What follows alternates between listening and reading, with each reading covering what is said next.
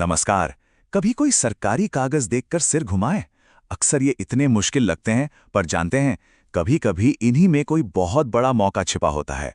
आज हम एक ऐसे ही दस्तावेज को उठाएंगे और इसकी एक एक परत खोलकर देखेंगे कि भाई इसमें हमारे लिए क्या खास है। पहली नजर में तो लगेगा कि ये मध्य प्रदेश के सागर जिले का कोई आम सा सरकारी नोटिस है, लेकिन जरा रुकिए। अगर हम थोड़ा ध्यान से देखें ना, तो ये दरअसल एक मुफ्त तीर्थ यात्रा का टिकट भी हो सकता है। चलिए साथ मिलकर इसको डिकोड करते हैं और पता लगाते हैं कि आखिर इसमें लिखा क्या है। तो सबसे पहला और बड़ा सवाल, आखिर ये सरकारी घोषणा है किस बारे में? चलिए पता लगाते हैं कि इस योजना का असली मकसद क्या है। और मजे की बात यह है कि इस सवाल का जवाब हमें कहीं और खोजने की जरूरत ही नहीं है। वो तो इसी दस्तावेज के अंदर छिपा हुआ है, बस हमें सही जगह पर नजर डालनी है।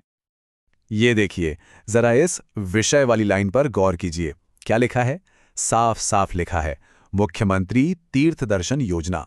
लीजिए, मिल गया जवाब। ये पूरा का पूरा नोटिस इसी खास योजना के लिए है। तो अब सवाल उठता है कि ये मुख्यमंत्री तीर्थ दर्शन योजना आखिर है क्या? देखिए, आसान भाषा में समझें तो ये मध्य प्रदेश सरकार की एक बहुत ही शानदार स्कीम है। इसके तहत जो भी योग्य नागरिक हैं, उन्हें सरकार बिल्कुल मुफ्त में तीर्थ यात्रा पर भेजती है। जी हाँ, सही सुना, सारा का सारा खर्चा सरकार उठाती है। ठीक है, तो अब हमें ये तो पता चल गया कि योजना क्या है। अब जरा इस खास यात्रा की डिटेल्स में चलते हैं। मतलब यात्रा कहाँ की है, कब जाना है और सबसे जरूरी, कितने लोग जा सकते हैं। तो भाई ये यात्रा जा कहाँ रही है? इस दस्तावेज के हिसाब से इस बार का जो पवित्र डेस्टिनेशन है वो है वैद्यनाथ धाम। चलिए अब जानते हैं कि कब और कैसे जाना है। अब आती है सबसे जरूरी जानकारी, तारीखें। इनको जरा ध्यान से नोट कर लीजिए।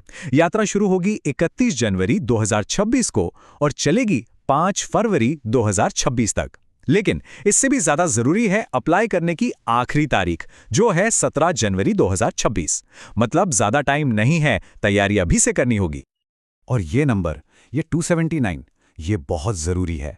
इस नोटिस के हिसाब से भोपाल संभाग से इस यात्रा के लिए 279 तीर्थयात्रियों का कोटा तय किया गया है। इसका सीधा सीधा मतलब ये है कि सीटें लिमिटेड हैं। तो अब आते हैं मुद्दे की बात पर। अगर कोई इस मौके का फायदा उठाना चाहता है तो भाई अप्लाई कैसे करना है?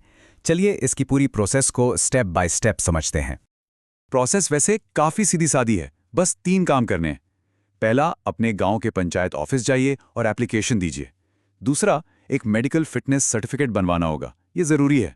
और तीसरा, जो सबसे जरूरी है, ये सारा काम 17 जनवरी 2026 से पहले पहले खत्म करके जमा कर देना है। यहाँ एक बहुत जरूरी शर्त भी है जिस पर ध्यान देना होगा। इस कागज में साफ साफ लिखा है कि अगर किसी ने पहले इस योजना का फायदा उठा लिया है तो वो दोबारा अप्लाई नहीं कर सकता। और ये सही भी है, ताकि ज्यादा से ज्यादा नए लोगों को मौका मिल सके। आखिर में आइए ये समझते हैं कि ये पूरी जानकारी, ये जो नोटिस है, ये हम तक पहुंचता कैसे है। ये सरकारी सिस्टम काम कैसे करता है, ये चिट्ठी असल में किसे भेजी गई है और वहां से ये आम लोगों तक कैसे पहुंचती है। अगर हम इस दस्तावेज के प्रति यानी 2 वाले सेक्शन को देखें तो एक मजेदार बात पता चलती है। ये चिट्ठी सीधे आम जनता के लिए नहीं है, ये भेजी गई है सरपंच, सचिव और ग्राम रोजगार सहायक को। मतलब यही वो लोग हैं जिनकी जिम्मेदारी है कि वो एप्लीकेशंस इकट्ठा करें। और ये बहुत अच्छे से दिखाता है कि जानकारी ऊपर से नीचे तक कैसे आती है। देखिए, जनपद पंचायत, जो एक ब्लॉक लेवल का ऑफिस है, वो नोटिस जारी करता है। फिर ये नोटिस हर ग्राम पंचायत तक पहुंचता है और फिर गांव के अधिकारी स्थानीय लोगों को बताते हैं और एप्लीकेशन प्रोसेस शुरू करते हैं। एक पूरा सिस्टम है। तो इन सब बातों का, इस पूरे सिस्टम का एक आम नागरिक के लिए क्या मतलब है? ये जानकारी हमारे किस काम की है? इसका मतलब बहुत सीधा है। ये दस्तावेज सिर्फ एक कागज का टुकड़ा नहीं है, ये एक ऑफिशियल स्टार्टिंग गन है, एक ट्रिगर है जो समुदाय के लिए एक कल्याणकारी योजना को चालू करता है।